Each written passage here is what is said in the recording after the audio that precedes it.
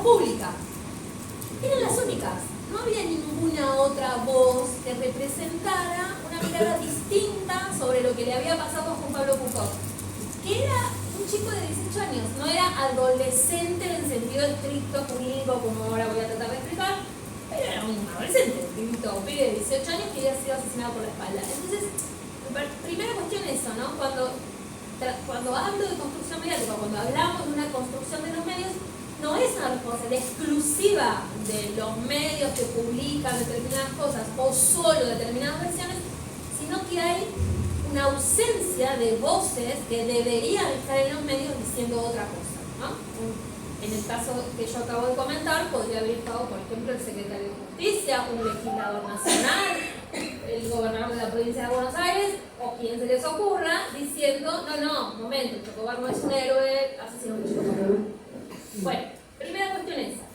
Segunda cuestión, ¿cuándo aparecen estas propuestas reiteradas de bajar la edad? Primero una precisión, yo voy a hablar todo el tiempo de edad de punibilidad y no de imputabilidad.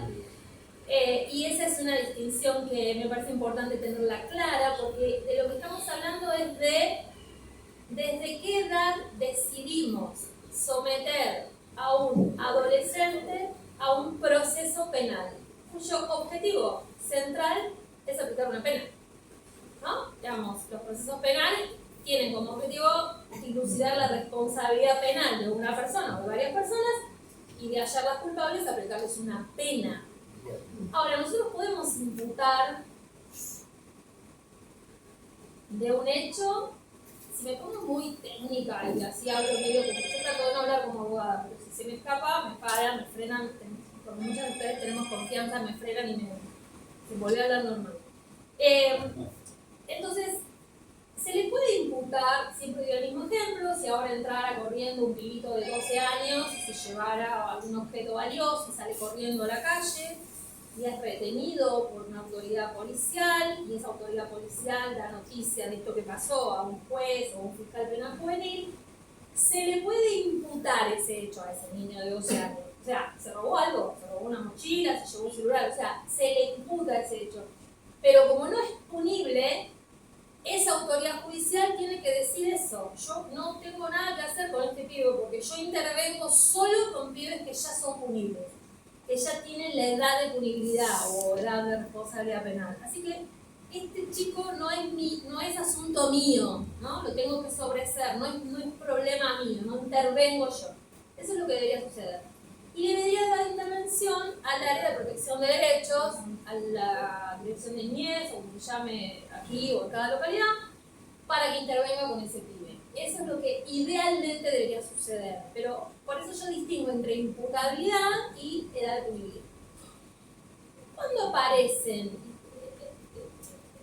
Yo si preguntara ahora, bueno, todos saben o conocen cuál es la edad de punibilidad en Argentina.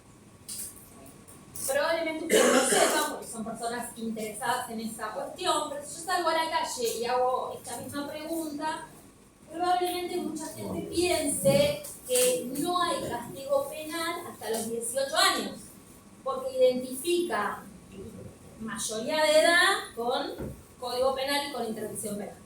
Bueno, esto no es así, la edad de punibilidad en Argentina son 16 años, y a mí me parece interesante saber desde cuándo es así. No fue siempre así. Hay una especie de vinculación entre los procesos políticos y las edades, me parece interesante pensarlo. La primera edad de punibilidad en 14 años se estableció cuando se sancionó el Código Penal, 1921. ¿No? El Código Penal decía sencillamente, este código se aplicará desde los 14 años en adelante. Entonces, obviamente por debajo quedaban los no punibles. Y esos no punibles, que no se llamaban así, quedaban como a merced de las damas de beneficencia y del patronato, ¿no? Si eran peligrosos, los jueces podían disponer de ellos, entraban algunos en situación de adoptabilidad, los más rubiecitos, las más bonitas, o quedaban ahí en esos lugares horrendos. Yo siempre recomiendo, por ejemplo, ver la película Crónica de un niño solo o leer Las tumbas, porque esos eran los espacios donde esos menores iban a parar. ¿Cuándo se eleva la edad de punibilidad por primera vez? A 16 años. En el peronismo, en el año 54. Y eso tiene una lógica, tiene que ver con un proceso de ampliación de derechos y de una concepción acerca de la protección especial hacia los niños, que a mí me parece siempre muy interesante verla. Nosotros solemos repetir cuando damos clases sobre estos temas o hablamos de la Convención sobre los Derechos del Niño, que tiene jerarquía constitucional en nuestro país. Entonces tratamos de explicar algunos de los principios básicos de la Convención. Entonces yo trato de resumir eso diciendo, la Convención finalmente lo que dice es que los niños, primero que son niños toda persona de 0 a 18 años. Todas. No las que no cometen un delito. Todas. No dice, no hace ninguna aclaración, ¿no? Un niño que comete un delito no deja de ser un niño. Primera cuestión. Y segunda cuestión, además de que son todos de 0 a 18, dice, finalmente, el resumen sería, los niños tienen los mismos derechos que tenemos los y las adultas, más un plus de derecho por su condición de niñez. Esa es la esencia de la Convención. La frase, los únicos privilegiados son los niños, dicha en los años 50, por Evita, por el peronismo, finalmente está diciendo eso. Está diciendo, los únicos privilegiados son los niños tienen un plus de protección de derechos. Es exactamente lo mismo, ¿no? Entonces, en ese momento histórico se eleva la edad de punibilidad a 16 años. ¿Cuándo baja? En la dictadura.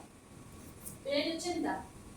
La ley que nosotros tenemos hoy vigente, que es la... Voy a empezar a anotar así tipo señorita maestra Silvia, pero para que queden, si alguien tiene ganas de... Nosotros tenemos una ley vigente que es la 22.278. Esta ley es del año 80. Miren cómo será el proyecto del gobierno actual, que nosotros decimos que es peor que la ley de Videla vigente. O sea, como un esfuerzo grande, ¿no? Hacer un proyecto de ley que sea peor que una ley de plena dictadura. Ahora, que esta ley esté vigente, que con esta ley se regule el sistema penal que aplicamos a nuestros adolescentes, es un problema. Si ustedes la buscan ahora, van a ver que abajo dice Videla Rodríguez Varela. Es decir, aplicamos una ley firmada, digamos, por un genocida. Y aplicamos una ley que no es una ley en sentido estricto, es decir, una cosa que puede parecer obvia, pero en la dictadura no había poder legislativo, no estaba vigente, obviamente, el poder legislativo, existía una cosa que se llamaba CAL, que los más ancianos recordarán, como yo, y que significa Comisión de Asesoramiento Legislativo. Y esa CAL era una reunión de asesores, de funcionarios, de burócratas. Miren, la CAL era muy parecida al equipo de Sturzenegger que elaboró las ley bases. Digo, cuando yo veía cómo se organizaba la ley base, ¿se acuerdan que ni se sabía quién la había escrito? ¿No? ¿Quién redacta los decretos? No se sabe, no está la firma de nadie, no hay un... ¿no? Digamos, y eso es un gran problema, porque la manera en que se escribe una ley, uno debería poder saber qué manos pasaron por ahí. Es muy importante saber si la escribieron burócratas del Estado, de un ministerio, de otro ministerio, estudios de abogados externos, estudios de las embajadas. O sea, eso, por supuesto, en la CAL eran burócratas estatales dependientes de las tres Fuerzas Armadas. Cuando se sanciona esta ley en el año 80, la edad de punibilidad estaba fijada en 14 años. Y eso también es importante porque nosotros estamos hablando de una dictadura que algunos adolescentes los secuestraba, los tiraba de aviones, los fusilaba, y otros resolvía privarlos de libertad mediante un proceso, comillas, legal, ¿no? Mediante esta ley. Ahora, poco antes del retorno a la democracia, en mayo del 83, o sea, todavía estaba la dictadura, porque las elecciones fueron en octubre, pero otro presidente estaba Viñones, y en el marco, supongo, de los acuerdos preelectorales y las cuestiones que iban viendo de qué cosas iban a mantener de la dictadura y cuáles no, se mantiene esta ley total, salvo la edad. La edad se vuelve a elevar a 16 años. Y desde mayo del 83 hasta ahora tenemos esta ley, o sea, no se ha tocado esa ley. Entonces tenemos una ley de la dictadura reformada por la propia dictadura que vuelve a establecer la misma edad que había establecido el peronismo en el año 54 y que hasta ahora no se ha tocado. ¿Preguntas sobre esto? ¿Alguna pregunta? Pensé que había sido, que no sabía que era. ¿Viste? Por eso lo aclaro. Sabía que en el 83 había sido, pero. Por eso lo aclaro, porque me parece importante destacar que cuando se sanciona esta ley se fija una edad mucho más baja Sí, y que después se sube en el 83. Yo hubiera entendido que con la democracia. No, Y desde el 21 al 54, ¿cuánto? En 14, lo que decía antes, que el Código Penal estableció este código se aplica de los 14 para arriba, entonces hasta el año 54 fue 14. La que tengo, Sí. que años atrás también se había dado la decisión de bajar la edad de contabilidad, Sí. y se hablaba de los 16 años. Y entonces, ¿por qué si ya estaba esta ley? No. Cuando se habla de bajar, yo voy a insistir con la edad de punibilidad, aunque el gobierno no, y los medios como lo hablan de nombraban. imputabilidad, exactamente. No, todas las propuestas, ahora las voy a mencionar, han sido siempre a la baja. Siempre bajar la edad. Nunca tan bajo como ahora, pero ahora voy a ir a eso.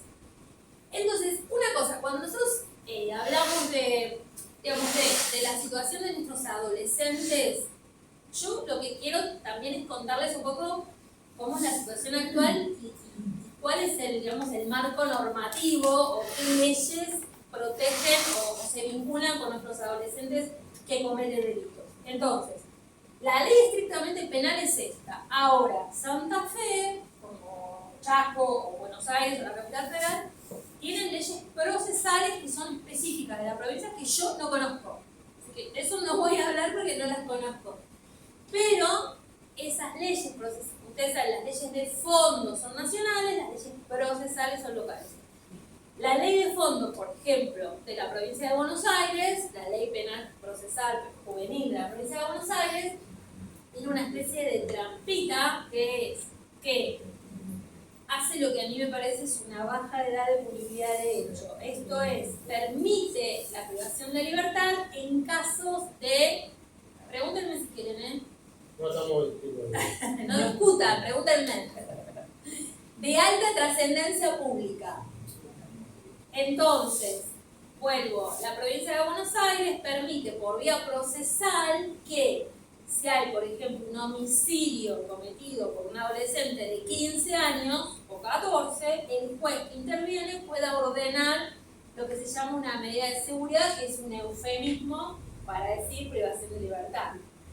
Y ese es un problema, no son muchos los casos, pero hay unas decenas de adolescentes no punibles, o sea, menores de 16 años, que están privados de libertad porque han intervenido en hechos que tienen trascendencia pública. Uno podría pensar, por ejemplo, en el caso de Rosario, hecho de trascendencia pública de un adolescente de 15 años, bueno, en ese caso, ese es un poco el nudo o uno de los nudos de discusión de estos temas.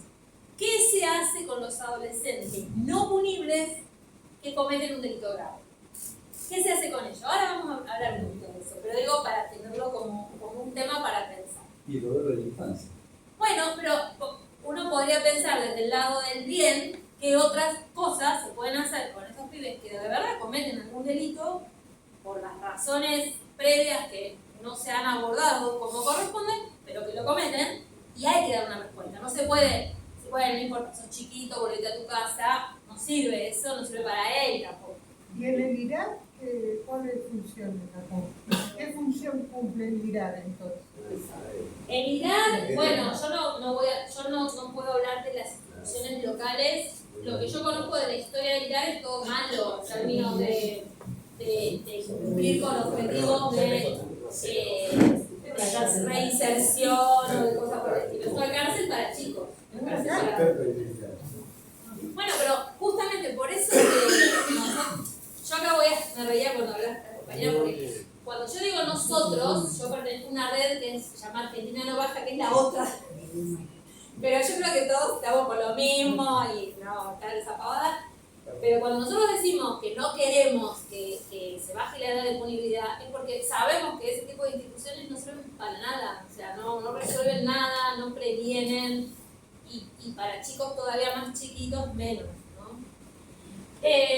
Bueno, entonces, quería mencionar esto entonces. Esta es la ley nacional. Esta se le aplica tanto a un chico de Santa Fe, de Capital, de Chaco o de Santa Cruz. Sí. Yo estoy pensando, digo, en los barrios populares también cómo construyen subjetividad a estos chicos. Digo, porque el delito, la droga, te da una moto, te da un cartel tremendo.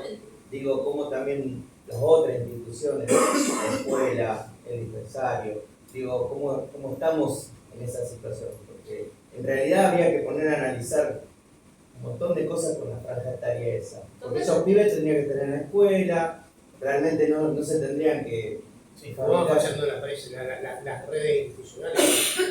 Es que justamente cuando uno de los planteos que nosotros hacemos en contra de la baja tiene que ver a que hay todo un sistema de protección de derechos de esos pibes. Ahora iba a ir una cosita más. Ahora voy a ir a una ley que se supone que está pensada para eso, pero que sí, yo estoy totalmente de acuerdo, digamos. El sistema penal viene a intervenir cuando falló. Yo pienso como en círculos concéntricos, ¿no? En realidad, estamos en un país, estamos hablando de un país en que esta semana nos enteramos que hay millones de pibes que no morfan. Entonces, yo a veces siento, digo, ¿qué estoy hablando, no? Si en realidad el problema no morfan, no tienen una escuela digna, no tienen acompañamiento para sus vidas. Pero a su vez tiene un porcentaje muy alto de clase social alta que vota a la derecha. Bueno, sí, desde ya. Sí, Sí, a ver, esta semana todos los sectores sociales. nos enteramos de algo. Eso se sabemos. contrapone. Pero quiero terminar con esto. Lo que digo es que en este contexto, en ese contexto que estoy hablando, ese círculo, digamos, hablando de círculos concéntricos, hay políticas públicas nacionales que no están funcionando y que a veces uno dice, bueno, con muchos de esos adolescentes debería intervenir la escuela, el club de barrio, el área de protección de derechos, pero no alcanza, porque tenés millones que están sin derechos. Y como ese segundo círculo tampoco alcanza, viene el círculo penal para resolver, entre comillas, mal, tarde y mal, lo que las otras agencias no resolvieron. Yo no puedo hacer, o sea, lo trato de explicar cómo funciona nada más y por qué estamos en contra de que siga ampliándose ese. Nosotros tratamos con penados mayores. ¿Ustedes trabajan? Sí, trabajo. Somos docentes de adultos. Toda la historicidad de nuestros alumnos, más chicos ahora, que están terminando la primaria, tiene que ver con esa sucesiva vulneración de derechos en su infancia, 10, 9, 8 años. Dejar la escuela y dejar perderse de todas las redes muy chicos. ¿No entendés? Pero es que son pibes como los pibes nuestros. La diferencia es que nosotros podemos llevar a la escuela, podemos llevar a una canchita, podemos que vayan a estudiar patín. Son pibes, obvio. Eso sí, claramente. Bueno, no me voy a poner muy leguleya, pero solo esto.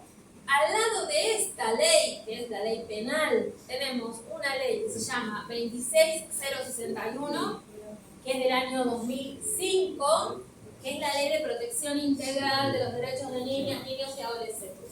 Nacional. Después cada provincia tiene la suya, ¿no? Y por encima de todo esto, tendría que haberlo puesto arriba, perdón, pero bueno, está la Convención sobre los Derechos del Niño, que tiene jerarquía constitucional. ¿Qué quiere decir eso? Que es como la misma Constitución. O sea, la Convención es como la propia Constitución, ¿no? Digamos, tiene el mismo valor que la Constitución. Entonces, todo esto es lo que existe para más las leyes locales para participar, intervenir con un pibe que comete un delito. Porque, a ver, yo quiero ser muy clara. Estamos hablando ahora de los pibes que cometen delitos. No estamos hablando de la infancia en general. Tenemos que hablar de este tema. Entonces, por eso yo no quiero tampoco meterme tanto en lo que se hace. No, ahora estamos hablando de los pibes que cometen delitos. Pibes y pibas. Yo voy a hablar mucho más de pibes porque el 95% son varones, ¿no? De esta franja y tal. Y estamos hablando, y aquí también quiero hacer una precisión, de adolescentes, no de jóvenes. El gobierno, además de hablar de imputabilidad, dice régimen penal juvenil. Y se repite eso en los medios también, los medios en general hablan de régimen penal juvenil. Y no estamos hablando de jóvenes, estamos hablando de adolescentes, no es lo mismo un joven que un adolescente. Jurídicamente tampoco es lo mismo. Yo les decía que 0 a 18 son niños, ¿no? Si fuera, ese es el universo que incluye a todos. Pero después hay una distinción entre a partir de los 13, que son los que llamamos adolescentes. Entonces, de esa franja estamos hablando, de los adolescentes. Y yo creo también, esto lo tiro como para pensarlo, es una idea que desde que este gobierno siniestro comenzó, digamos, con algunas de las cosas que dicen y que proponen, yo creo que hay como una intencionalidad de borrar la adolescencia, ¿no? O sea, el gobierno todo el tiempo habla, cuando habla de la Constitución, no habla de la Constitución vigente, habla de la Constitución originaria, de la Constitución de 1853.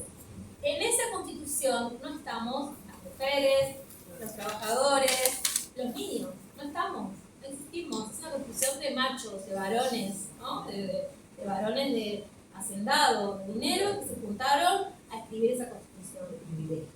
Claro, hombres privilegiados, varones privilegiados. No está el 14 bis, obviamente, es una Constitución de 1853. Entonces, eso no es casual, no es gratuito que todo el tiempo remitan a esa Constitución, porque además en esa Constitución no están los tratados internacionales de derechos humanos. Es una Constitución sin, no existe la noción de derechos humanos. Tampoco los pueblos originarios. Exactamente, gracias, tampoco están los pueblos originarios. Y hablar de esa Constitución y de esa etapa, ¿no? También Milei todo el tiempo habla de esa etapa gloriosa de la Argentina, de las vacas gordas, ¿no? Que es la etapa digamos, de 1850 a 1900. Tampoco existe la adolescencia como tal, ¿no? El concepto de adolescencia, las educadoras lo saben mucho mejor que yo, no estaba presente en ese momento histórico, ¿no? El niño dejaba de ser niño y el pasaje directo a la adultez. Entonces, cuando, no me parece casual, ¿no? Cuando Venegas Lynch dice, bueno, si un padre quiere mandar a su hijo a trabajar a los 14 años, ¿por qué lo tiene que mandar a la escuela? ¿Cuál es la obligación? La escuela secundaria es obligatoria en nuestro país. Y cuando la otra enfraudada, Lemoyne, dice, bueno, creo que no ni dice de edad. yo creo que dice 14.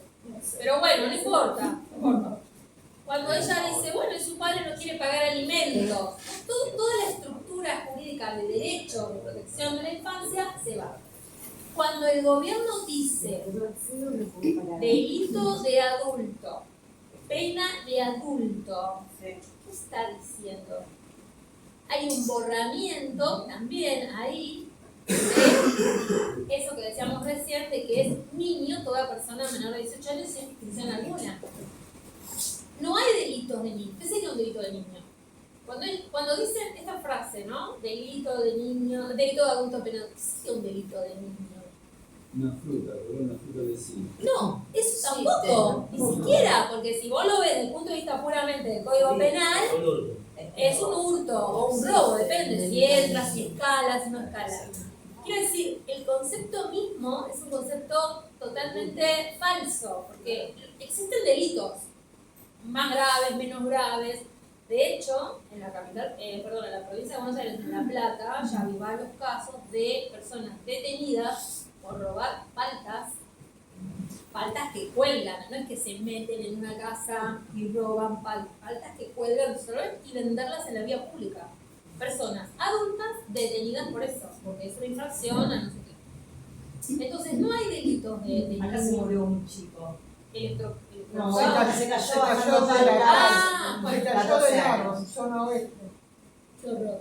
Bueno, entonces, eso que dicen, que yo creo que lo dicen con racionalidad, en su lógica, es intentar quitarle la condición de niño al adolescente que comete un delito. Deja de ser niño, se borra su condición de niño y asume la condición de delincuente. Y como delincuente adulto hay que tratarlo. Bueno, El proyecto, me voy a meter un poquito ahora, bueno, sí, preguntas cuando quieras. Me quiero meter un poquito en el proyecto. Vos decías, acá la compañera decía que en otros años hubo otros proyectos. En general, hay, digamos, los medios de comunicación que trabajan estas temáticas actúan de una manera bastante repetida. Las abandonan ciertas temáticas y las recuperan cuando hay un hecho que genera mucho impacto mediático, ¿no? Obviamente, el caso que hubo en Rosario a principios de año, ¿no? del playero. Los años anteriores, cuando se intentó bajar la edad de punibilidad, en el año 2009, que hubo media sanción del Senado, hubo un homicidio de la localidad de Lanús, provincia de Buenos Aires, del señor Capristo, cometida por un chico de 14-15 años. Ustedes por ahí lo recuerdan, entonces gobernador Scioli diciendo tengo las manos atadas, y Néstor Kirchner diciéndole quiere que diga el gobernador quién le tiene las manos atadas, y de Narváez, candidato, o sea, en toda esa parafernalia. Bueno, ahí se presentó un proyecto que se aprobó por unanimidad en el Senado, con la sola opinión en contra de Teresita Quintela, que debe ser, no sé, la esposa de Quintela, del actual gobernador, porque es o la hermana, o no sé, la prima, no sé, pero tiene el mismo apellido, de la misma provincia, y se aprobó por unanimidad. Y era con baja edad de punibilidad a 14 años. Ese proyecto al año siguiente quedó frenado en diputados. En el año 2017 hubo otro intento, gobierno de Macri, Garabano ministro de Justicia, frente a un hecho tremendo que fue el homicidio de un chiquito de 14 años en el Bajo Flores, en la ciudad de Buenos Aires, Brian Aguinaco, aparentemente cometido por dos personas que iban en una moto, de las cuales uno de los dos sería un adolescente, no conmigo. El proyecto también era de 14 años. Ese proyecto, el de Garabano, fue muy interesante porque hubo todo un proceso de discusión pública de que ahí se fundó Argentina no baja, no la baja, entonces sí, vamos, las organizaciones, cuando se hacían las reuniones para debatir esto, y se fue aprobando toda la discusión, digamos, todos los aspectos del proyecto, hasta que se llegó a discutir la cuestión de la baja. Y cuando se discutió la cuestión de la baja fue Norita Cortiñas, con los chicos del pueblo, que pertenece a la campaña No la Baja, y le llevaron una carta a las organizaciones que estaban discutiendo, al propio gobierno, etcétera, diciendo por qué nos oponemos todos a la baja.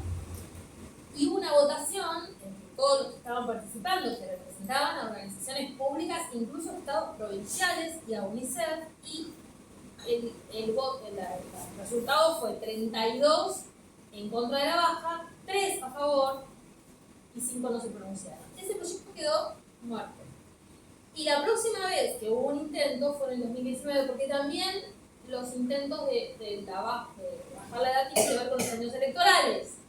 Porque es un elemento que genera, que provoca impacto mediático, que provoca apoyo de una parte de la sociedad.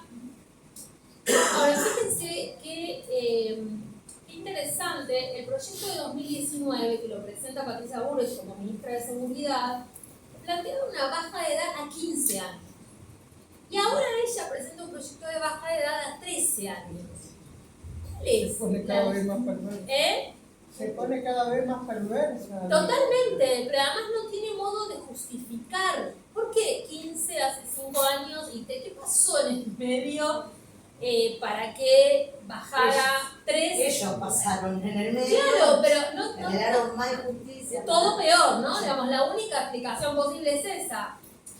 Pero digo, me parece un elemento interesante para discutir la racionalidad de estos proyectos. No hay ningún... Porque ellos intentan fundar esta supuesta necesidad de bajar la edad de punibilidad, la intentan fundar. Nosotros podemos estar en contra de cómo la fundan, pero la fundan. Entonces, ¿qué dicen? ¿Por qué? Bueno, primero construyen un problema o construyen una magnitud de un problema que es irreal. Mienten, ¿no? De la misma manera Milei decía que si él no llegaba al gobierno había un 17.000% de inflación, mienten con los datos. Yo no me quiero poner muy con los números, porque es un plomo. Solamente voy a decir esto. En la provincia de Buenos Aires, que no es porque yo sea quilmenia, pero es la provincia más importante, pero por la cantidad de personas y la cantidad de delitos, obviamente, también, porque mucha más población y mucho más delitos. En la provincia de Buenos Aires, en el año 2009, el porcentaje de adolescentes con respecto a la totalidad de las, allá se llaman, la verdad que no se llama acá, allá se llaman investigaciones penales preparatorias, las causas que se abren por un hecho delictivo, las IPP. Sobre el total de IPP en 2009, las cometidas por adolescentes eran el 4.2%. 4.2%. En 2023 es 2.2%. Es decir, no solo no aumenta, sino que bajó a la mitad. En la provincia, en este punto, ¿verdad?, es importante en términos de cantidad de personas y de delitos. Entonces, es una disminución notable, ¿no? Una disminución a la mitad prácticamente.